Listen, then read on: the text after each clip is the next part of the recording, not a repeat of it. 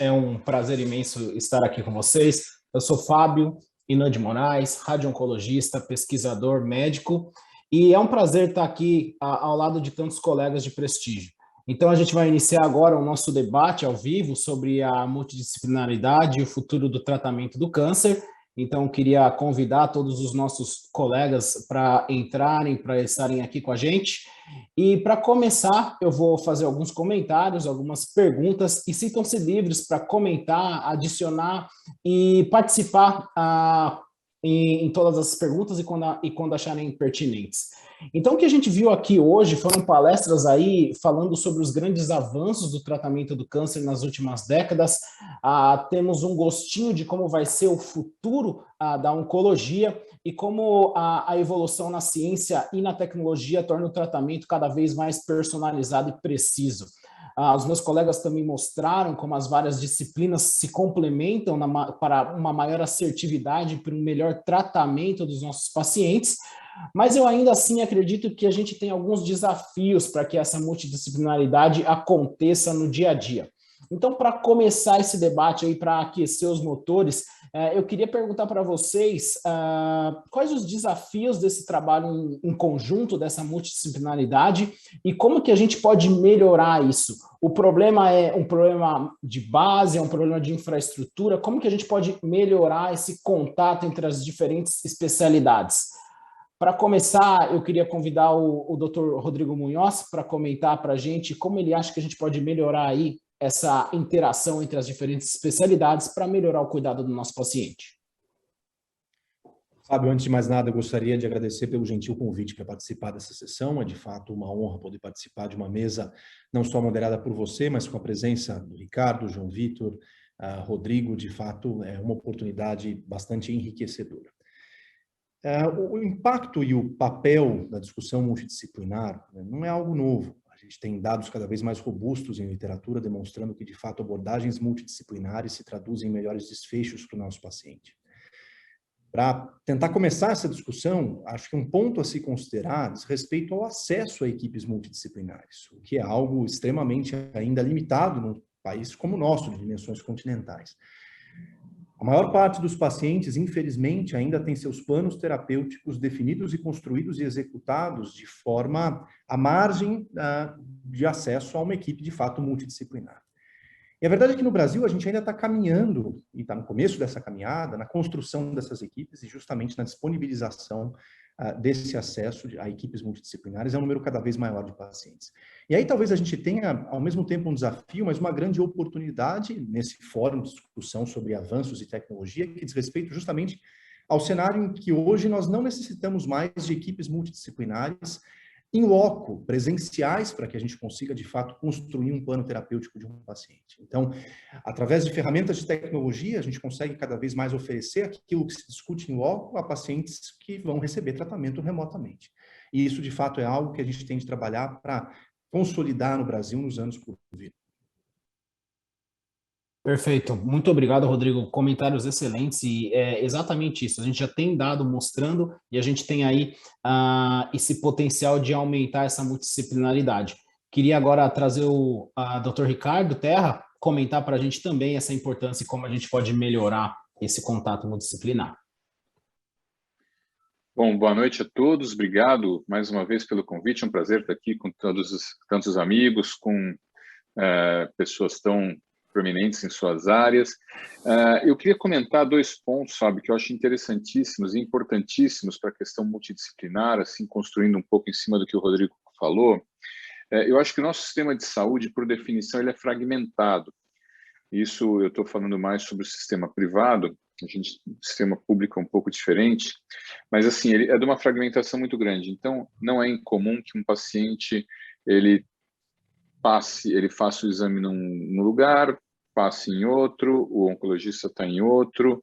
Não existe, na sua constituição básica como sistema de saúde, uma forma unificada. Você tem alguns centros de excelência, mas não é exatamente assim que a gente vê acontecendo na maioria dos lugares. Então, esse é o ponto número 1. E o ponto número 2 é a questão do modelo de negócio que nós temos hoje também na medicina. Então, existe conflito de interesse entre as partes, muitas vezes, existe uma questão que a tomada de decisão ela pode influenciar.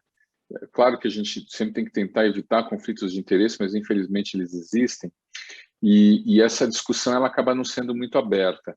Então, além do que já foi posto, eu queria acrescentar como grandes desafios, né, essa mudança nessa base do sistema fragmentado que a gente tem e discussão de modelos que privilegiem essa discussão multidisciplinar, em que a gente consiga quebrar conflitos de interesse e focar realmente no paciente, né? Quer dizer, centrar o cuidado realmente no paciente. Perfeito, Ricardo. Eu gosto muito desse ponto, né? O cuidado tem que ser centrado no paciente. Então, a gente tem que mudar e trazer o paciente como a parte aí central do tratamento. Também concordo que esse modelo tem que ser reestruturado e a gente tem que tentar desfragmentar esse sistema e fazer que tudo seja um pouco mais organizado. Nesse caminho, eu queria perguntar para o Dr. João Vitor, que ele mostrou a importância do papel da equipe multidisciplinar e qual que é a opinião dele, como que ele faz isso acontecer de uma maneira efetiva no dia a dia. Então, eu também queria agradecer aí a oportunidade de poder participar desse debate tão interessante. E essa é uma pergunta muito difícil de ser respondida em alguns minutos, porque nós poderíamos fazer um debate de 1 hora em torno dela. Eu acho que o ensino é fundamental, né? Eu acho que nós precisamos ensinar mais e ensinar com categoria e um maior número de profissionais. Se nós formos buscar exemplo na nossa especialidade de radioterapia, o Brasil tem 210 milhões de habitantes e no último censo da Sociedade de Radioterapia, acho que nós somos pouco mais do que 600 ou 700 profissionais em radioterapia. E é claro que com o volume de informações que hoje a gente tem no dia a dia, nós não podemos mais ser generalistas como os nossos colegas foram no passado e teríamos que nos concentrar cada vez mais como os oncologistas, os cirurgiões já fazem há muito tempo. Isso tudo, com certeza, aumentaria e melhoraria muito a qualidade dedicada a sítios anatômicos ou determinados tipos de tumores. Eu sempre fui muito fã do modelo antigo do CACOM. O CACOM, não sei se todos lembram, Centro de Alta Complexidade em Oncologia, ele foi desenhado de uma maneira muito inteligente. Patologias mais simples, tratadas em unidades mais simples, intermediárias e intermediárias, e de alta complexidade em centros assim montados, mas nunca funcionou na prática. E eu diria que isso era um modelo que eu considerava ideal, e eu acho que as dificuldades de fazer o CACOM funcionar são as mesmas que a gente tem de fazer um sistema integrado de oncologia, que todos nós sabemos que é o ideal, mas que, infelizmente, não pode ser aplicado largamente, mas que tem sido facilitado pelas discussões online. Rapidamente, um exemplo que eu atendi hoje. Um jovem, um seminoma clássico, submetido a uma cirurgia adequada, estádio 2A, ele passou pelo cirurgião, foi encaminhado para mim para uma avaliação, aguarda a avaliação do oncologista para decidir se faz quimio, se faz rádio. Em resumo, tudo isso poderia ser decidido numa tarde, numa avaliação multiprofissional, e todos teriam ganho, o paciente teria ganho, e assim por diante. Então, eu acho que, especificamente, nós temos que insistir, temos que ensinar mais, treinar mais, aumentar o número de profissionais, aí a gente esbarra em remuneração, que é um outro debate muito grande, mas esse é o caminho. E eu acho que o mecanismo online tem ajudado muito, como esse debate aqui é um exemplo típico. Fábio, se eu puder só fazer um comentário breve, pegando aí a sequência do Dr. João Vitor, mas um ponto importante em compensação é entender que esse modelo só funciona se a gente conseguir, de fato, criar um ambiente para o trabalho médico que transcende aquilo que é puramente assistencial. Você precisa ter um fórum, um tempo, uma equipe, um momento no qual você consiga, de fato, trabalhar de forma multidisciplinar. E um cenário extremamente desafiador que eu vejo ainda no Brasil é justamente uma dificuldade de conseguir compartilhar essas decisões, por mais que fisicamente os grupos estejam trabalhando juntos, pela ausência desse fórum. Você tem muitas vezes equipes que atendem no mesmo andar, na mesma unidade, no mesmo CACOM, mas sobrecarregadas pelo atendimento, incapazes de fato de conseguir sentar e elaborar um plano de tratamento de forma multidisciplinar. Então, muitas vezes, aquilo que se concebe acaba tendo execução limitada justamente pela escassez de recurso, pela sobrecarga de trabalho, e esse é um outro desafio que a gente tem para conseguir chegar nesse equilíbrio de cuidado multidisciplinar. Perfeito. Quer comentar, doutor João Vitor? Não, eu concordo. E aí, para não prolongar em demasia, poderíamos acrescentar o que o Ricardo comentou sobre conflito de interesse, de especialidades diversas que podem ser diluídos num debate baseado em medicina apoiada em evidência científica. São desafios a serem enfrentados, mas que lenta e progressivamente a gente vê que, pelo menos em alguns centros, eles vêm sendo implantados, e nós temos que acreditar que no futuro nós vamos cada vez mais evoluir nesse sentido. Perfeito. Eu acho que são pontos muito interessantes e acho que esse ponto de conseguir trazer esse fórum, de conseguir ter um momento adequado e conseguir reunir as equipes é um dos grandes desafios que a gente tem não só no Brasil como no mundo. É interessante que eu tinha uma pergunta pronta aqui na minha cabeça para fazer para o Dr. Rodrigo Pinheiro, mas acabei recebendo uma pergunta da audiência e eu vou passar aqui, ó. Boa noite, Dr. Rodrigo Nascimento. Depois dessas 3 ótimas aulas, vemos a necessidade de uma abordagem multidisciplinar no tratamento do câncer. E em muitas regiões, vemos um número de indicações para a radioterapia menor do que esperado. Você acredita que ainda existe falta de conhecimento das abordagens mais modernas entre os próprios profissionais? E como poderíamos melhorar isso? É uma pergunta extremamente pertinente, extremamente adequada e muito dentro, né, daquilo que a gente está discutindo aqui agora. Eu entendo, os colegas me permitam somente discordar num seguinte ponto: a gente vem trazendo esse problema como se fosse uma exclusividade do nosso país, mas na verdade quando você aborda, por exemplo, países desenvolvidos, como falando, por exemplo, de Estados Unidos, né, da América, falando de algumas doenças específicas, vou tomar aqui um câncer gástrico, que eu reputo ser a doença mais maltratada cirurgicamente no Ocidente, né? Nós entendemos que alguns estudos norte-americanos sugerem que apenas entre 25% e 30% dos pacientes nos Estados Unidos da América recebem linfadenectomia, uma cirurgia adequada para o seu tipo, para o seu estadiamento de tumor. Então, a questão da filosofia de tratamento, a questão do real treinamento, do real conhecimento, do desenvolvimento da tecnologia relacionada ao profissional. E aqui nós estamos falando de cirurgiões que realmente recebam um treinamento, e o treinamento é difícil, é treinamento longo, né?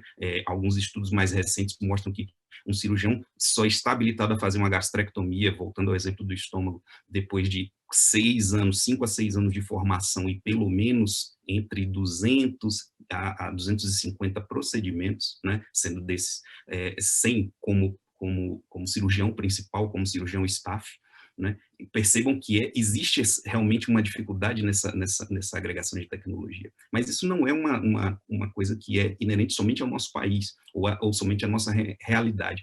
Essa realidade mundial, ela é dificultada na nossa situação por todas as dificuldades que nós vivemos. Nós temos as dificuldades do dia a dia do trabalhador, entendamos que o trabalhador é um ser humano que tem suas necessidades. Eu lembro muito daquela pirâmide clássica de Maslow, né, quando a gente tem as definições das necessidades do trabalhador relacionado ao seu trabalho, do ambiente de trabalho, da segurança, da atenção às suas necessidades fisiológicas. Tudo isso impacta diretamente no resultado da assistência. Então, nós temos aqui uma situação multifatorial, né, que envolve a condição de vida do próprio trabalhador em saúde, o treinamento e o ensino das filosofias e das técnicas em assistência oncológica, e principalmente a junção desses saberes, desses trabalhadores todos em um ambiente que permita a execução dessas tecnologias que são realmente avançadas. Então, a gente está falando de um problema, e o doutor João Vitor falou de forma, né, extremamente interessante sobre os CACONs. Eu também sou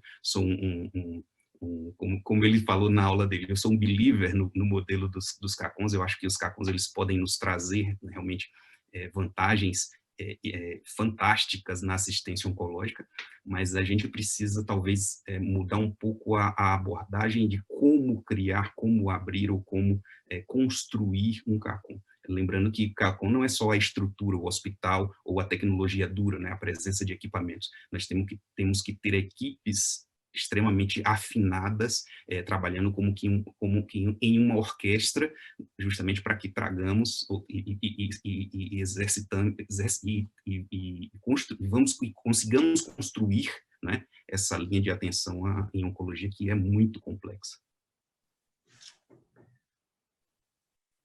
Fábio, se me permite um comentário adicional bem rápido para não me prolongar, quer dizer, indo nessa linha do que todos comentaram, e particularmente agora o Rodrigo, nós temos um outro cenário que é a valorização não só do equipamento, porque em radioterapia, por exemplo, o paciente sempre pergunta se o aparelho é de última geração, essa é a pergunta que vem toda hora, mas na verdade é o conjunto que faz o resultado ser melhor. E entra aí a valorização do profissional e a valorização do centro através da publicação sistemática de indicadores e dos resultados. E eu sei que há uma tendência de, inclusive, uma remuneração diferenciada em cima desse tipo de valorização. Algo difícil no nosso meio, mas também é um caminho a incentivar a melhoria na prática médica em oncologia e de forma integrada. O comentário que eu queria fazer, Fábio, só também construindo um pouco, eu vejo isso principalmente na minha área, né, na oncologia torácica, eu acho que aí a educação, que já foi mencionado também, ela vai ser crítica, é ainda uma visão um pouco antiga sobre resultados de radioterapia. Eu vi a palestra do João Vitor, foi excelente, mostrou a evolução dos equipamentos, e eu vejo ainda uma crença de que os resultados não são tão bons, de que você tem uma lesão demasiada no paciente, que isso pode causar consequências, que a gente sabe que hoje, com toda essa tecnologia, isso é muito menor. Então, eu acho que educação também ela é fundamental, e essa inserção aí de radioterapia também dentro de discussões com cirurgiões e oncologistas clínicos, eu acho que também é algo que falta. A gente sempre, quando está desse lado aqui, né, nós estamos em grandes centros, parece que a informação ela é já realmente conhecida por todos, e a gente vê que não é. Perfeito, acho que os comentários são excelentes e caminham exatamente como a gente viu a evolução durante as aulas, né? Eu vou tentar agora organizar um pouco dos comentários da audiência para gerar mais discussão e algumas outras perguntas. Dentro dessa parte de necessidade de educação, de gerar evidência, dessa comunicação, tem um comentário que fala um pouquinho em torno dos tópicos que a oncologia vem avançando rapidamente. Muitas vezes a gente não tem aí tempo para gerar evidência de alta qualidade, como ensaios clínicos randomizados, e como que a gente deve lidar com esse problema, porque daqui em diante a oncologia vai começar a evoluir muito mais rápido do que a nossa capacidade de fazer estudos. Então, será ético tratar ou não tratar pacientes? A gente vai precisar usar dados do mundo real, novos desenhos de estudo aí baseado em métodos inovadores. Como que vocês veem o futuro de geração de evidência para que a gente tenha um tratamento acompanhando a evolução que a gente tem visto em oncologia? Fábio, essa é uma discussão absolutamente fascinante, instigante para esse momento, mas a gente não pode, com esse avanço e redução dos tempos de duplicação de conhecimento, abandonar algumas premissas básicas que nos conduziram até aqui. Você simplesmente abre mão de uma construção racional, lógica, adequada, de evidência, pode te levar a conclusões inadequadas. E muitas vezes isso vai se traduzir num tratamento igualmente inadequado dos nossos pacientes.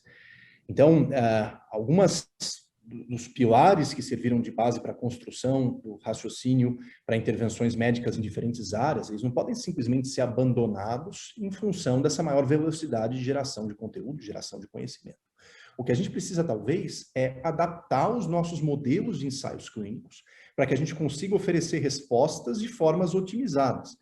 Eu toquei um pouco nisso, no impacto que essa reclassificação da oncologia em subgrupos moleculares vem tendo no modelo de concepção e de construção de ensaios clínicos, e esse é o caminho, é você tentar justamente subverter o modelo, buscar estratégias mais lógicas e racionais para que você consiga chegar a uma resposta de forma dirigida, com um número menor de pacientes, a partir de um biomarcador que te permita selecionar indivíduos, selecionar tratamentos, mas sem abandonar a necessidade que a gente tem, de fato, de construir evidências que nos permitam, de uma vez que você tenha diversas alternativas, chegar à conclusão daquilo que é melhor aplicado ao paciente. Eu acho que a tecnologia... desculpe. Não, vai lá, Ricardo, pode ir. Não, eu acho que a tecnologia vai ajudar nisso também. Eu tenho 2 exemplos. Eu acho que se a gente for avaliar agora com essa possibilidade de ter telemedicina, que até recentemente não era viável pelos nossos conselhos, de ter essas discussões online, isso vai aumentar a recrutabilidade, eu acho que vai aumentar a fluidez de vários estudos e também o desenvolvimento das pesquisas. A gente tem outros exemplos aí mais disruptivos. Eu concordo 100% com o Rodrigo, a gente não pode aí colocar o carro na frente dos bois, não dá para você esquecer tudo que a gente tem de ciência até agora, metodologia, mas a gente tem modelos, um exemplo, recentemente a gente teve uma discussão no INCOR sobre um coração artificial, mas artificial é um programa de computador, ele tem milhares de algoritmos, é um modelo extremamente complexo que permite que você faça testes com diversas coisas antes de você aplicar isso na prática. Você pode falar assim, puxa, mas isso, quando uma coisa é nova, como que você vai fazer? O fato é que você pode usar esse tipo de tecnologia para excluir algumas coisas que não vão em frente. E eu acho que isso pode ser utilizado em várias outras coisas. É só um exemplo de que, conforme a tecnologia cresce, eu acredito também que a gente vai ter novas soluções aí para esse problema, que sem dúvida é um problema muito grande. O avanço concordo plenamente com o que o Ricardo falou. O avanço da tecnologia permite também o avanço do desenvolvimento, né, e da construção de informação, da construção de conhecimento. Mas quando a gente tem esse tipo de conversa, assim, me vem à cabeça sempre os pilares, né, da medicina baseada em evidência, quando o Dr. Seyket estabeleceu, né, que, de forma bastante clara e bastante simples, né, que a evidência científica ela deve ser construída baseada naquilo que há de melhor no momento, disponível no momento, né? Então, nós temos que nos basear naquilo que há de melhor disponível naquele momento, não no melhor possível, né? na melhor evidência disponível naquele momento, nas expectativas do paciente, nos valores do paciente, e na expertise clínica das equipes que tratam, né, que estabelecem seu métier, né, suas áreas de conhecimento. Isso, por si só, se a gente aplica essa ferramenta de gestão de conhecimento, a gente já vai agregar um crescimento também, né, a essa velocidade de construção de conhecimento necessária, tão necessária hoje em dia.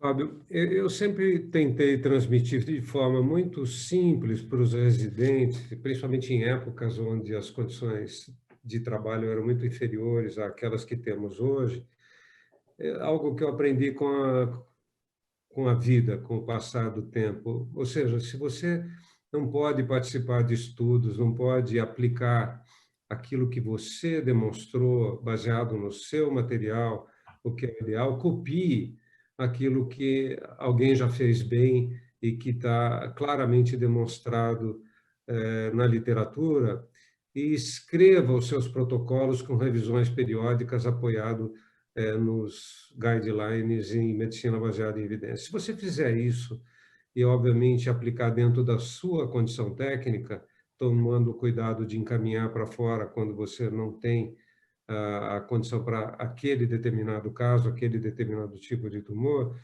eu acho que nós já vamos aplicar uma medicina de ótima qualidade, ou seja, medicina atualizada, baseada em evidência, seguindo os guidelines, e, se possível, através de telemedicina, trocar informações com aqueles que têm maior experiência naquele determinado assunto. Se fizermos isso de uma maneira generalizada para esse Brasil afora, eu acho que a gente já melhora muito, não tenho a menor dúvida. Fábio, só talvez complementando um pouco de um ponto que o Ricardo trouxe, a tecnologia nos cria realmente essa perspectiva de acelerar a geração de conhecimento, mas também de acelerar e sintetizar a análise do conhecimento. Exemplo maior é o que a gente está vivendo nesse momento de pandemia. A gente está passando por um processo já visto antes pela humanidade, mas agora com a capacidade de coletar dado em tempo real e fazer uma meta-análise desses dados muito mais abrangente, muito mais robusta do que a gente teve em outros momentos da humanidade, justamente por conta dessa possibilidade de uso racional e da incorporação da tecnologia para geração desses dados, para síntese desses dados e para análise desses dados. E isso também, aplicando para a oncologia, nos permite avaliar variáveis simultaneamente, de forma muito mais robusta, muitas vezes subvertendo a nossa forma de construção de evidência. Perfeito, eu acho que os comentários foram muito bons e pertinentes, né? A gente viu aí todo mundo lembrando a importância da metodologia científica, a importância da gente continuar caminhando na construção do conhecimento da maneira mais organizada, ética e baseada em evidência possível, e a gente vê também aí o papel da inovação em tentar melhorar, tanto como a gente faz screening de paciente para clinical trial, como a gente pode usar a inteligência artificial para randomizar, para trazer pacientes para diferentes estudos, para fazer análise de diferentes maneiras. Então, a gente tem aí diversas aplicabilidades, como encurtar o tempo de descobrimento de novas drogas com inteligência artificial e ciência da computação. E isso me traz para um outro comentário bem interessante, né? Alguém estava comentando em relação ao futuro da oncologia. Então, a gente deve se preocupar com essa inovação. Como que vocês veem as especialidades, né, com esses novos processos de automatização de processo, a inteligência artificial tomando o lugar do médico, a construção aí de digital twins facilitando a análise de outras interações com o tratamento? Como que vocês veem a inovação dentro do campo da oncologia? Para quem está começando, essa pessoa tem que se preocupar?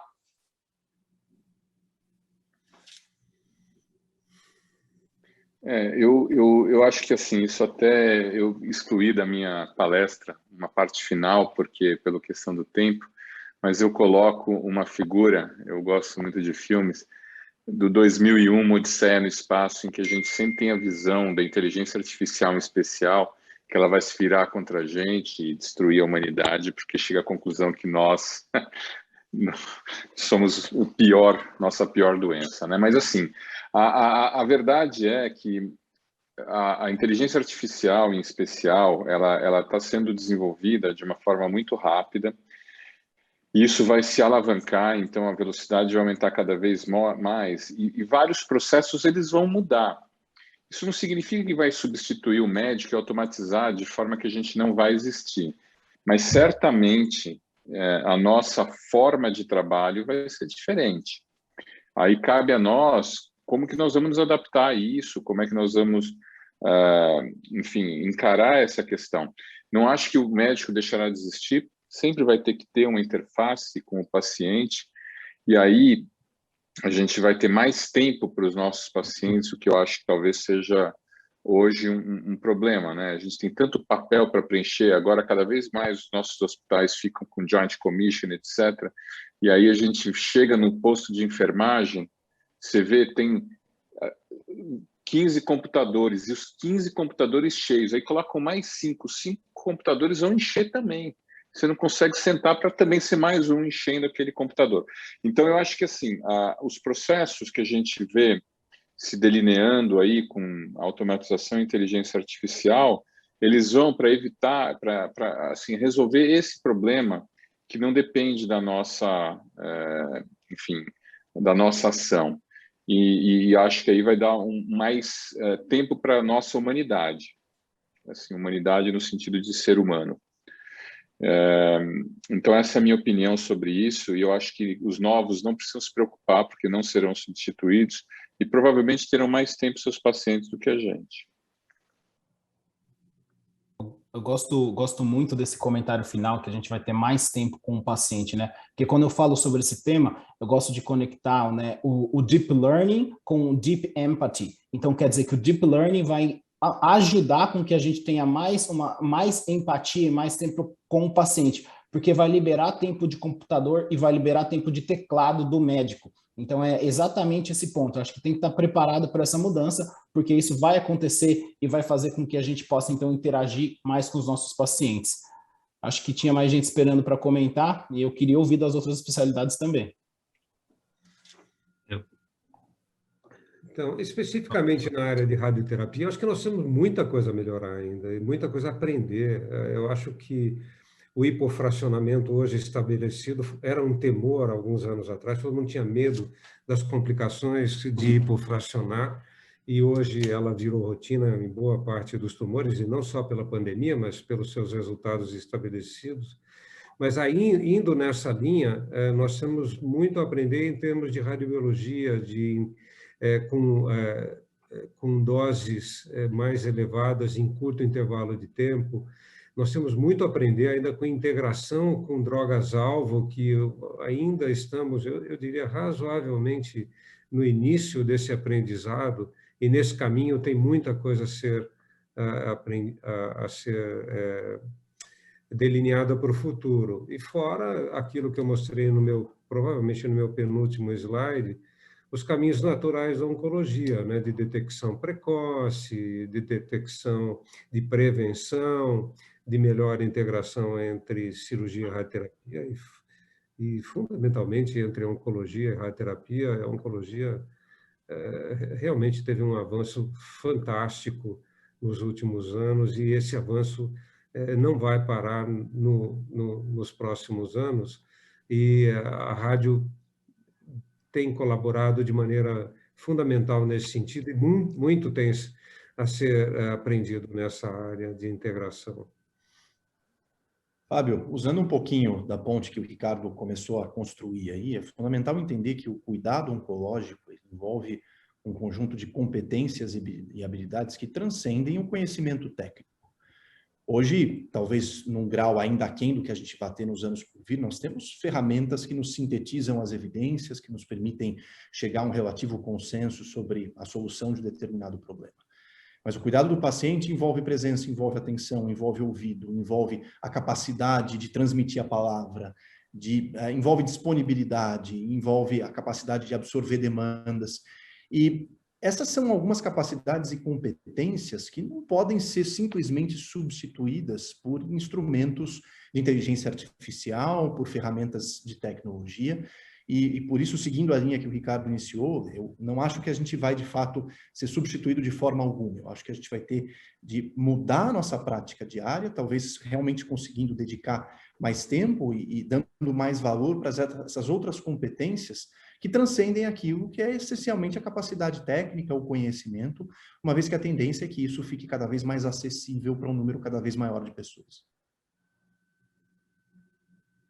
Na cirurgia a gente evidencia, né, todos esses argumentos que foram tão brilhantemente zarados aqui nesses comentários, e ao mesmo tempo que acreditava-se que cirurgias gigantescas deixariam de existir, que nós rumaríamos somente para as cirurgias minimamente invasivas, nós realmente tivemos em várias enfermidades, em várias doenças, em várias situações, com o advento dessa junção das ferramentas de tratamento, a diminuição do tamanho dos procedimentos. Por outro lado, em outras situações, como nas doenças peritoneais ou em doenças que exigem ressecções multiorgânicas, por exemplo, como tratamento de metástases, nós tivemos avanços com o aumento do tamanho, né, da cirurgia em si. E eu acho que o agregar da tecnologia leve e dura e da tecnologia dura dos equipamentos, do desenvolvimento dos equipamentos por si só, vão começar a trazer, nós vamos chegar num limite em que essa tecnologia vai realmente agregar valor à linha de cuidado e vai realmente voltar a nos mostrar a importância do protagonismo do próprio paciente na linha de assistência. E aí vamos começar a ter que entender muito mais de qualidade de vida, E aqui falo de qualidade de vida, não o conceito vulgar, o conceito normal, trivial da qualidade de vida, que é aquilo lá, viver bem. Não, estamos falando de qualidade de vida como um desfecho científico, estudável, né, avaliável de forma matemática, estatística, né, e que traz ao protagonismo o paciente com as suas decisões, inclusive influenciando diretamente nos seus tratamentos, né. Nós vamos ter, inclusive, outras situações que hoje podem ser tidas até como ufanismo, ou como as situações fora do contexto científico, como, por exemplo, o estudo da própria espiritualidade, né, com influência nos desfechos em oncologia, né? Então, tudo isso começa a ser estudado, tudo isso começa a ser trazido de novo ao cerne da questão, pelo agregar de novas tecnologias, e, ao mesmo tempo, as nossas tecnologias mais modernas não são capazes de substituir o homem no cuidado do homem. Perfeito, acho que esse comentário finalizou, resumindo muito bem a discussão, né, da importância do ser humano no cuidado do paciente. E é interessante que chegou um comentário que daí eu posso fazer o link, né, que a gente está falando aí muito do moonshot, né, da inovação, daquele moonshot do NIH, falando que a gente vai alcançar algo muito grande, mas antes de chegar na Lua, eu acho que a gente tem que conquistar o chão, a gente tem que conquistar o que é básico. E a gente recebeu uma pergunta assim: gostaria de saber sobre os desafios no Brasil, que especificamente sobre o tratamento do câncer de mama. É uma questão bem ampla e específica ao mesmo tempo. Então, eu queria que cada um de vocês comentasse quais são os principais avanços e desafios no Brasil por cuidado do paciente com câncer na sua respectiva área. A gente está indo bem, a gente está no nível de grandes centros, então quais são os principais aí desafios e os avanços que a gente vai ver nas suas áreas? Fábio, em oncologia clínica, a gente consegue numerar pelo menos algumas dificuldades, carências, entraves básicos. Mas, óbvio, naturalmente, é o custo crescente das novas tecnologias e a dificuldade que a gente tem de disponibilização disso em larga escala. Mas trabalhando, por exemplo, com sarcomas, eu vejo que muito do cuidado e do sucesso do tratamento vem, na verdade, de uma carência de planejamento e acesso a tecnologias que já estão disponíveis. Então, em oncologia, uma dificuldade enorme não é só fazer o tratamento chegar uma vez que você tem indicação para doença avançada, mas talvez investir em prevenção, investir no diagnóstico oportuno, investir em redes de referenciamento que sejam eficazes, para que o paciente receba o cuidado que já está disponível e já instituído no momento oportuno, pode, no médio e longo prazo, se traduzir num sucesso muito maior e muito mais barato do que simplesmente a partir da incorporação de tratamentos cada vez mais custosos para doença avançada.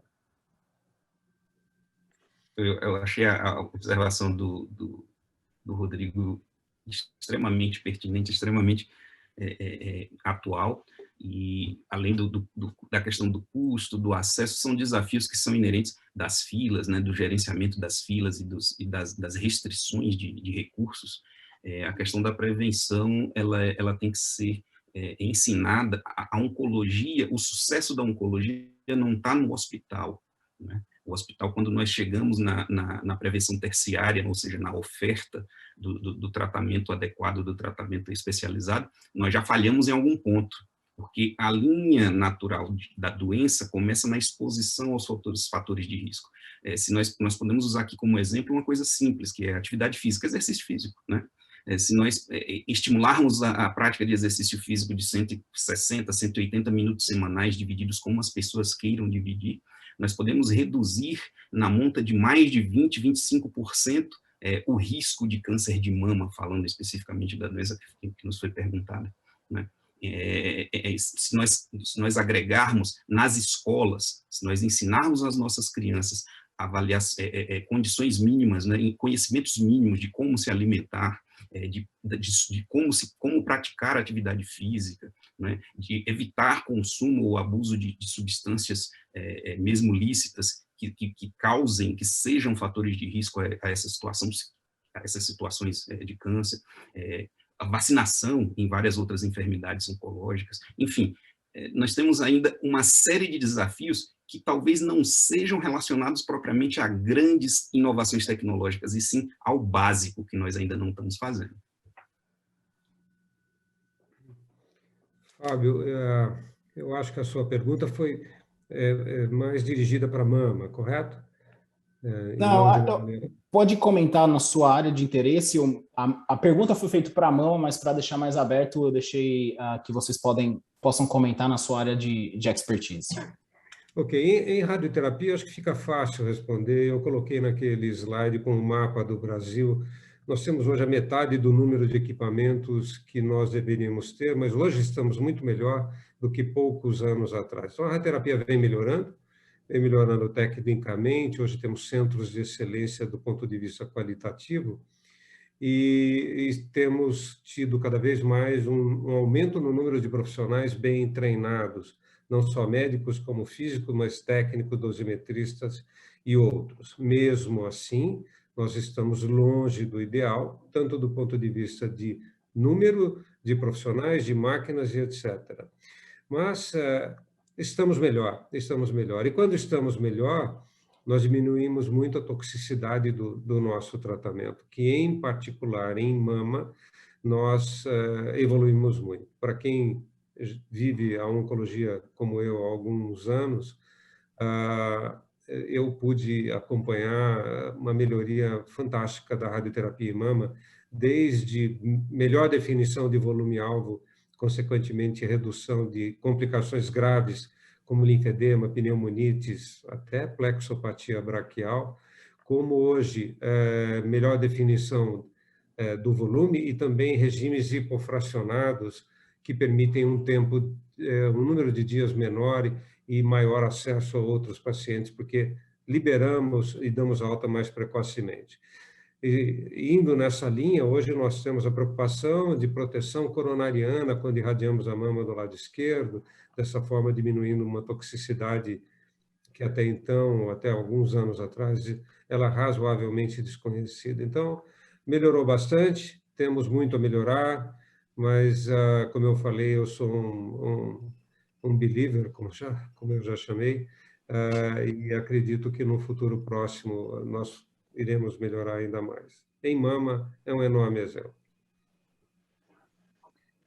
O meu ponto, acho que vai ser baseado no que já foi dito. Eu ressaltaria no pulmão e no tórax, em especial, diagnóstico precoce, prevenção como grandes desafios que a gente tem, e também o acesso à cirurgia de qualidade. Eu acho que isso transcende para outras áreas também, e é bastante restrito o acesso à cirurgia de qualidade. Como já foi dito, para câncer gástrico, os números que foram ditos, eles são semelhantes. A gente tem trabalhos americanos que mostram que 50% dos pacientes que fazem uma lobectomia não fazem linfadenectomia. Então, isso é um problema mundial, mas que aqui a gente vê que é até pior. Então, acho que são esses os pontos que eu ressaltaria dentro da minha área. Perfeito. Foi muito interessante ver que a gente aí, em todos os colegas falando que a gente vê avanço, a gente tem dificuldades com acesso, dificuldades de capacidade de entrega de tratamento, dificuldade de um tratamento ideal, um tratamento que seja baseado em evidência. Então, eu queria agradecer vocês por terem comentado essa pergunta, que era uma pergunta ampla e específica ao mesmo tempo, e me leva a um ponto que eu queria muito ouvir a opinião de vocês. Hoje a gente vê uma quantidade de estudos e artigos disponíveis muito grande. Então, a gente vive aí um tsunami de literatura médica. É difícil separar o que é relevante, o que não é relevante e a melhor forma de consumir esse conteúdo. Hoje a gente não precisa mais esperar chegar ao Congresso para saber dos últimos estudos. Algumas vezes os estudos já foram até publicados ou até mesmo comentados. Então, para finalizar essa nossa parte do debate, eu gostaria de saber como vocês, né, profissionais de relevância e de referência, se mantêm atualizados. Então, qual que é aí a técnica que vocês poderiam passar para a gente, para quem está assistindo, para se manter atualizado?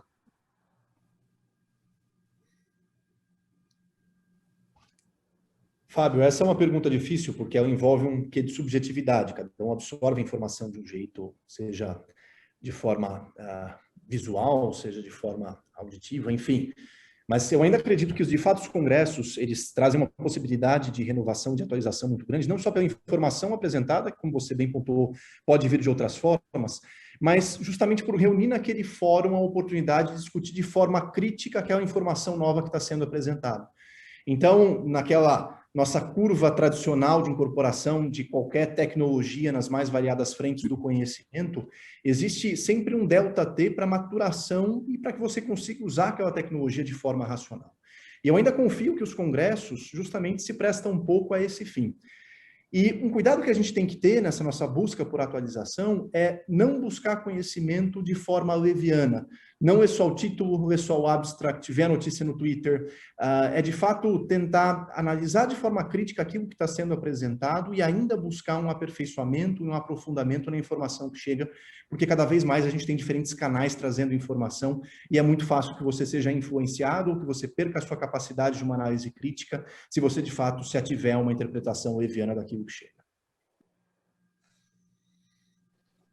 Fábio, essa é uma pergunta realmente muito difícil de responder e é um dilema que nós enfrentamos no nosso dia a dia ao tentar se manter atualizado. Particularmente eu, que vivi uma fase muito generalista dentro da radioterapia, diferentemente dos colegas que conseguem aí se subespecializar, e hoje a tendência dentro da radioterapia também é essa.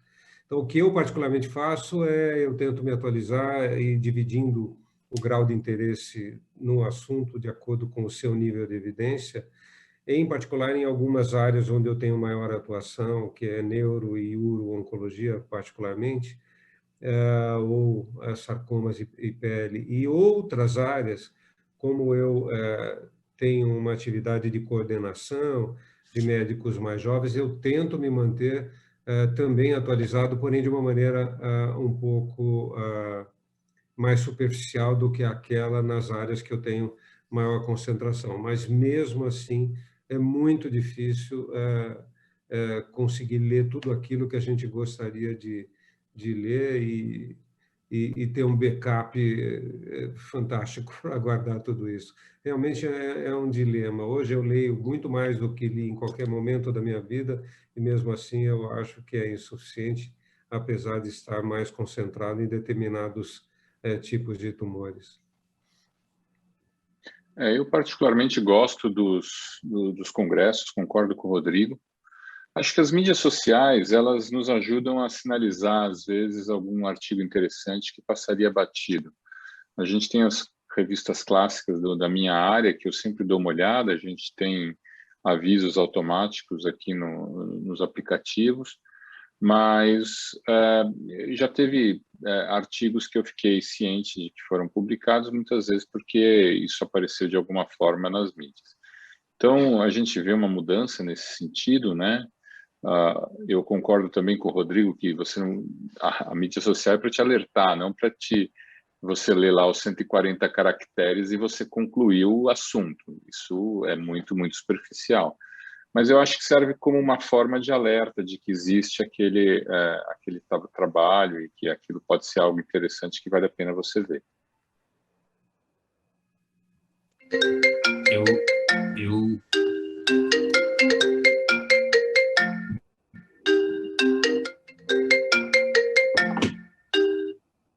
tive um problema técnico aqui.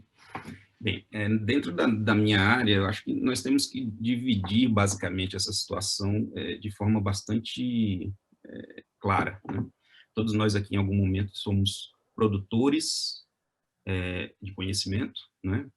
Nós aqui que militamos com ensino, em meio acadêmico e tal. Isso, por si só, já é uma forma, né, de agregar conhecimento, uma forma de buscar conhecimento. E em outras situações nós somos consumidores de conhecimento. E para essa situação eu fico fantasiado, fico extasiado com a eficiência da ferramenta medicina baseada em evidências, né? A gente tem que entender que a medicina baseada em evidências é uma ferramenta de gestão, na prática, é uma ferramenta de gestão de conhecimento que nos permite basear a procura da resposta em cima de uma questão, de um problema, tema, né? De uma situação problema. é o aprendizado baseado em problema aplicado diretamente ao caso clínico e ao paciente. E para isso nós temos que usar e abusar de tecnologia. Hoje as fontes de dados, as grandes fontes de dados, elas estão disponíveis ao alcance das nossas mãos, né, através dos nossos smartphones, através dos nossos terminais de computador, muitas vezes computadores móveis, né, dispositivos móveis.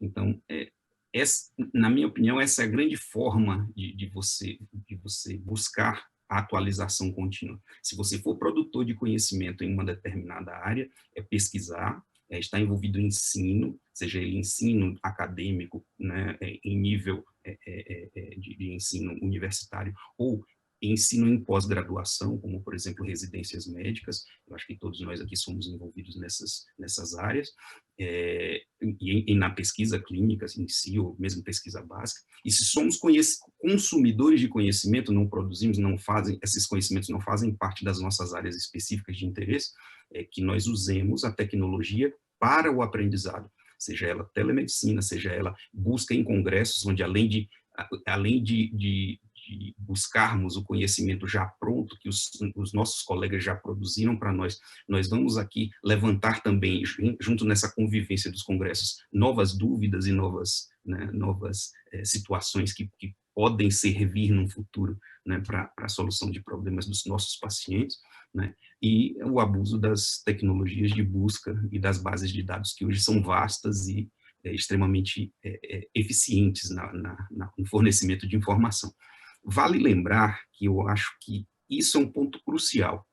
A análise crítica da literatura médica, ela deveria ser estudada e ser ensinada cada vez mais cedo nas nossas faculdades, né? Nós temos que aprender a filtrar evidência de qualidade, né? E aqui eu não estou falando somente de ensaios clínicos randomizados, meta-análises, não. Existem evidências de qualidade em outros modelos de pesquisa, né?